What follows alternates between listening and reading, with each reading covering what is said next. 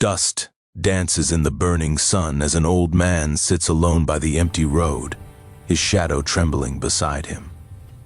Riders pass without a glance, until one young cowboy pulls his horse to a stop, eyes narrowing at the sorrow no one else bothered to see. In that moment, the fate of two strangers and an entire town begins to shift like wind across the desert. Welcome to Wild West Love. Please subscribe to our channel. The sun leaned like a coin over the high plain, hard and indifferent. When Eli Turner first saw the old man, dust curled in lazy spirals off the road, and the world smelled of hot wood and distant rain that might never come. Tom Hale sat beneath a scrubby mesquite, a toolbox by his feet and a leather wallet that had been thinned by years folded in his lap. His hat was low, his coat patched, his hands the color and map of a long life of work. Riders passed on either side without so much as a nod. Kindness in Dust Creek had been rationed to what a man could spare without getting short-handed. Eli pulled his mare up, the animal stamping and snorting, nostrils wide to the sun. He was young in the way the road keeps a man young, lean muscles, a few more miles in the boots than in the bones, a face that had not quite surrendered its hopefulness to lines. He wore a dusty blue shirt, a leather vest with one seam mended twice over, and a red neckerchief that had seen once when the wind had been kinder. He looked at Tom the way some men look at a weathered fence post, and see not an obstacle, but a story worth stopping for. "Howdy," Eli said, tipping his hat as if it mattered to the world that one more courtesy had been paid. The old man blinked, surprise softening the edges of his face. "Name's Eli Turner," the young man added. "You need anything?" Tom let out a laugh that sounded like dry timber. "Name's Tom Hale. Been called worse. Don't need much.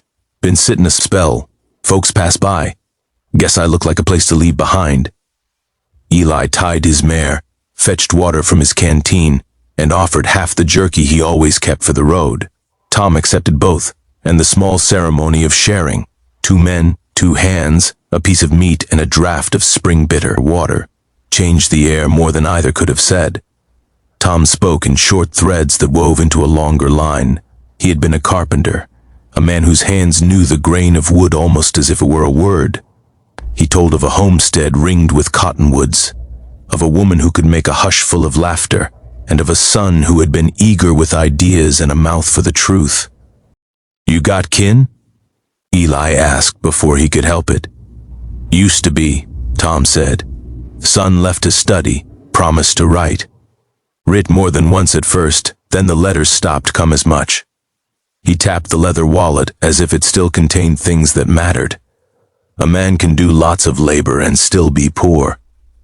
They sat in a silence that was comfortable as a quilt, and as the sun slid toward the edge of the world, Eli offered to walk Tom into Dust Creek. The town was like many a dot on the map, a saloon with swinging doors, a couple of stores, a church that looked small but sounded large when the bell rang, and a boarding house where Rosie kept a pot always on for the hungry. People glanced as they passed, some with pity, some with the careful distance folks reserve for others' grief. But Eli and Tom made their way through without hurry. The mare's hooves clacked like a metronome on the boardwalk. At Rosie's boarding house, Tom hesitated. Pride is a stubborn thing, stitched into a man's ribs, and he was the sort who had once stood in schoolhouses and elections and said what he thought was right. He had lost more than property once when he refused a crooked deal, and the memory of it sat in him like a splinter. Eli wouldn't hear of it being otherwise. He prodded, he mended a strap, he laughed at some of Tom's stories when the old man's lips twitched in memory. Rosie, practical and kind, found him a room and declared she'd charge him half only in coin and the rest in stories. Days later, the town stirred when a slate-black horse trotted up the main street with a man on its back who looked like ambition dressed in a tailored coat. Governor Matthew Hale rode in as if he owned the horizon. His boots shone a brighter light than the sun seemed to spare the rest of Dust Creek. He carried himself the way office and oath teach a man to carry himself, square shoulders, a voice sharpened for public places, but there was no mask for the way his eyes landed on the man in Rosie's doorway. For all the trappings of power, Matthew was a son first, and when he saw Tom, his body betrayed him with a softness that the office could not armor. He dismounted, he crossed the short distance, and he said, "Dad." The words sounded like an apology and a relief both. Tom's face folded and unfolded with 100 seasons, and the weight of years rolled out in one quick intake of breath. They did not spend the rest of the afternoon in speeches suited to a capital. What happened was smaller. Matthew found himself wanting to make right the wrongs time and crooked men had done. He promised the town small things, promises a governor keeps by setting his hand to the paper and then riding the work forward. He promised, to Tom's quiet astonishment, a pension and a place to live near the square. It was not a brilliant solution to the whole crooked ledger of Tom's life, but it put food back into a bowl and a roof over thin shoulders, and for the old man it was as close to a miracle as one can tidy a lifetime into. The town watched the reunion with a mix of envy and warmth. Men who had once turned away found themselves forced, by the sight of a son kneeling to a father, to reconsider the scale of their own measure. Eli watched from his mare, hands resting in his lap, as if he had only done what any man should when a neighbor needs help. He did not linger because the road called him. Men like him belonged to miles, but he carried Dust Creek in his gaze in a way that stayed. No good story in the West stays neat. The man who had once used crooked papers to take from the honest did not vanish, because a governor had his conscience pricked. He had allies and friends who liked the way things had benefited them, and when Matthew, in his stead and with the authority of his office, moved to undo a few vile bargains, the men who had profited felt threatened. Threats came first as whispers, the kind of note folded and slid under a door that leaves the message in ink and the meaning in bone chill.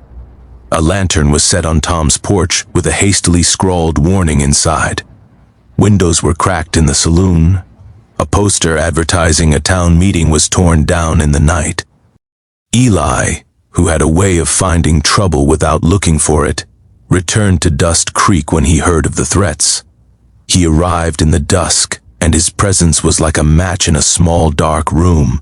It lit the faces of men who'd been keeping their courage under their hats. A standoff took place one evening when 4 riders tore into town like storm-blown vultures, smashing windows and swaggering as if the town were theirs to teach a lesson. Governor Hale stood on the boarding house porch, like a man used to being in the public eye, but his voice held no speech that could be used as a shield. "This town will be governed by law," he said, quiet and simple, and somewhere in that phrase was the memory of the man who had taught him to be steady. The leader of the riders laughed and spat on the ground. "Law's what the victor writes," he said. "We aim to make sure you don't write ours." When the leader called the bluff and raised his pistol, Eli rode in without fanfare. He dismounted like a man who had made a decision and would suffer for it if it came to that. He walked up the street, hat in hand, words few and steady. "You want trouble, and you won't like the kind you get here," he told them. The leader measured him and found his measure lacking the kind of caution cowards prefer. He fired a shot that cracked a post and split the air. The town jerked as if someone had plucked its nerves. In the confusion, a deputy tackled a rider and a brawl started, rough and immediate. Moonlight glinted on metal, boots slid in the dust, and when the dust settled, the outlaws had fled with one of their number left on the ground, his arm broken and the rest stunned by the tenacity he'd found here in Dust Creek. The attack had left marks beyond the splintered wood. A man in the street was dead only because he'd been struck by a stray bullet, and the tiny town felt, for the first time in memory, the cost of togetherness. Tom stood on his porch, hands clenched, eyes unfocused, the old bravery that had otherwise been matter-of-fact swelling up like water in a dam.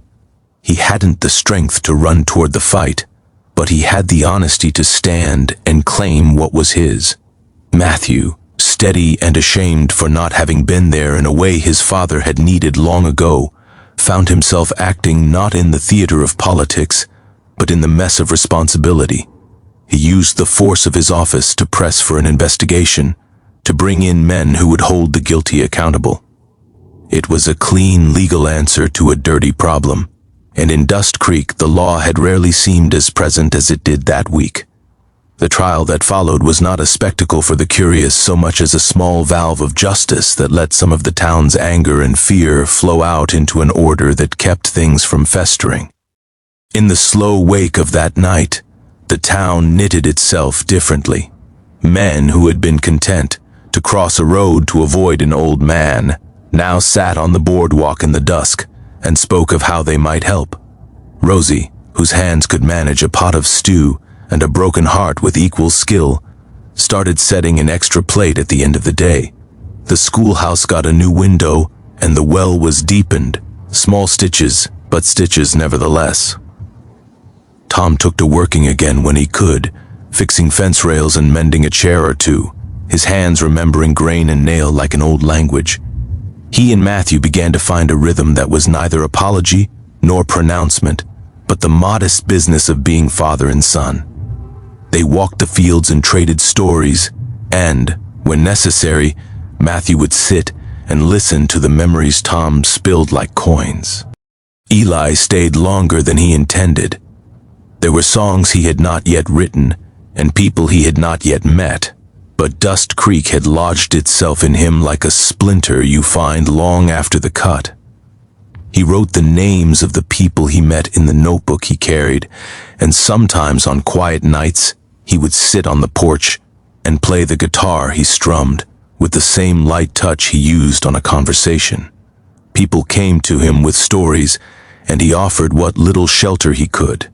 He mended a wheel or two, taught a boy how to steady a rope, and in the evenings he and Tom would sit and whittle spoons or tune an old hymn until the wood rang true. It was not all brave men and noble deeds. Matthew had to balance the harsh realities of governance with the desires of a town wanting its own scale of justice. He made enemies as surely as he made friends. The man who had once taken Tom's land had men who felt the cold of losses closing in on them, and they would not give up their comforts easily. Threats returned in smaller ways. Letters, a rusty nail left under a doorstep, a horse with a cut mane. But the town had learned to answer with a firmness that befitted its spirit. They organized watchmen who rotated through the nights, and the men who had once kept their hands in their pockets now kept them ready by their sides. One winter came in lean and hard. There was a frost that bit the early mornings and wind that made the fingers feel as if they'd been dipped in ice. Food was harder to find and work scarcer. Tom's breath grew more labored. The old bones had been sturdy but not invincible. He would still get up and walk to the window to watch the way the light fell over the lot where his barn had once stood, and in his face there was a contentment that seemed to come from having been acknowledged before he left. Matthew had long since made arrangements to be certain his father would not be left in want again. Still, seeing Tom's ribs show through a coat that had once kept him warm made him vow to do more than paper his conscience. In the end, the passing of Tom Hale was quiet, in a way that suited the man who had spent his life crafting quiet things. He died on a morning when the kind of sun that makes you think about a life moving past came up soft and forgiving. The town gathered to say their piece, not in a showy display, but in the modest way of a place that knows what it means to depend on each other. Matthew read a piece of his father's notebook aloud, failing at times when his voice would catch on a memory, and Eli's guitar provided a simple thread of music that held the shape of grief without dressing it up. The funeral was a small business. It dug a hole in the earth and filled it with hands, and afterward the people who had gathered went on with their lives in ways that test the meaning of the word community. Tom's hat and old toolbox found a place in Rosie's parlor, and Eli wrote the man's name again in the notebook he would carry for years. Matthew, whose career would take him back and forth from the capital, stayed long enough to see that his father's affairs were in order, and that the small soft things his father had left behind were taken care of. He stood looking at the town with a clarity that had nothing to do with politics. "I should have come sooner," he said to Eli, who had been, in many ways, an instrument of the small mercy that led to reunion. "You came now," Eli replied, not smug but plain. "Ain't a thing more a man can ask." Months turned into years. The well in the square stayed clean. The school bell rang true each morning, and singers' voices carried over the fields in spring. A small brass plaque that read Thomas Hale, 1848 to 19, the year scribbled by hands that had made its placement more of an afterthought than ceremony, found its way to the edge of the town square. It was small and plain and the sort of thing that the town would pass and only sometimes stop to read. But sometimes on slow afternoons people did stop and run their fingers over the letters, feeling the grain of the words under their touch and remembering that one man had been seen. Eli rode away in the spring with a lighter pack and a different kind of weather in his chest. He had written Tom's stories into his notebook and sung them in a handful of other towns, where people sat close in the evenings and let the dust settle for a while. He would tell the story differently each time, not because facts change, but because memory knits itself to the mood of the tellers and the listeners. Once, in a mining camp far from Dust Creek, a boy asked him if he had ever come back. Eli smiled and told him there are some places that always keep a man's measure, and Dust Creek had set a mark deep enough he would remember it. Governor Matthew Hale stayed in the public eye, and in the years that followed, he used the office he had been given not as a place to hide compromises, but as a tool to keep honest ledger when he could. He learned the difficult art of mixing mercy with the necessary rigor of law. He visited Dust Creek when his duties allowed, and each time he walked the boardwalk and paused at the edge of the square to run his hand across Tom's plaque. The town continued to be small in geography, but large in the way it held on to its own. As for Dust Creek itself, it changed in small, human ways. Men who had been used to turning away found it easier to stop and share whatever they had. Children were taught not only how to ride and rope, but how to look a neighbor in the eye. Rosie kept an extra plate on the stove for those who passed through because she had seen the cost of too many empty plates.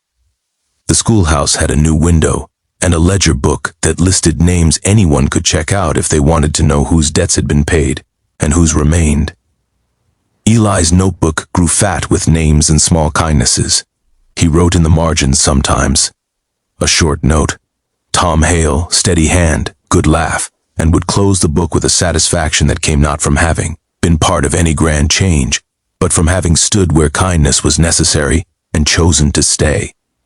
He would tell his listeners that a life often comes down to a few decisions, whether to ride past or to stop, whether to put your hand on another man's shoulder when he needs it, whether to be the kind of man who, when called upon, will answer.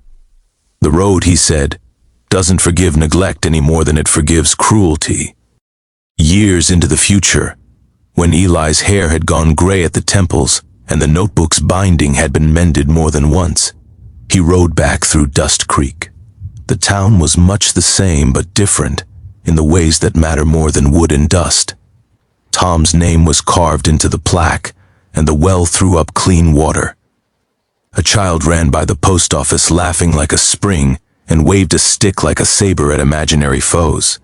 Eli tethered his mare and walked to the square, fingers trailing across the brass letters.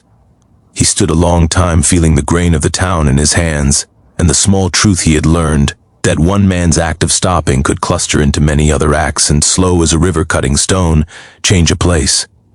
He left again for the road calls. He carried Tom Hale's memory not like a burden but like a lamp, one that had been lit by a sharing of water and jerky under a mesquite tree on a hot afternoon. He kept the notebook in his breast pocket. The pages inside fluttered like small flags. The last entry on the page he kept closest read simply, "Sometimes the road brings you to a man. Sit a while." And that was the keeping of it, the small, stubborn, simple truth that a man had been seen, that a son had come home, that a town had learned to look. In the dry air of the West, those were the things that looked like mercy, that felt like a sort of salvation. They did not change the laws of men or the cruelty of some hearts, but they changed the measure of a day and the shape of what it meant to belong to a place. In the years that followed, Dust Creek kept its quiet, its stubborn kindness, and the world rolled onward over the plains. Men came and went, and some were remembered only by the dust they raised. Tom Hale was remembered by more than that, by the small acts of a young cowboy who stopped, by a son who came back, and by a town that learned to be human just when it mattered most.